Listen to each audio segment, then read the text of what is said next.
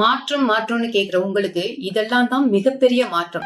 56 வருஷமா ஒரு ஊருக்கு நீங்க பஸ் சர்வீஸே அனுப்பல சார். நடந்து போய் ரொம்ப நடந்து எவ்வளவு வருஷம் தான் நடக்க முடியும்? மழை வந்தாலும் வெயில் அடிச்சாலும் நடந்து வருவோம். எங்க பிள்ளைங்களுக்கு எப்படியாவது பஸ் வசதி கொடுங்க. எங்களுக்கு பஸ் வசதி இல்ல, நீங்க தான் எங்களுக்கு பஸ் ஏற்பாடு செஞ்சு தரணும். பஸ் இல்ல, 2 கிலோமீட்டர் நடந்து வர விஜய் பஸ் கொடுங்க.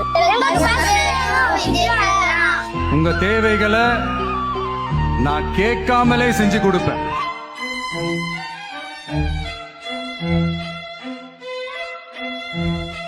எதை பத்தியும் கவலைப்படாதீங்க. சிரிப்பப்பாரு செல்லத்துக்கு. நம்ம இந்த டிவிகே ஆட்சியில மூலியமா இந்த வெற்றி அடைஞ்சிருச்சு. அந்த பஸ் 56 வருஷத்துக்கு பிறகு அந்த ஊருக்கு போயிருக்கு அப்படின்னு சொல்றது மாற்றமா இல்லையா?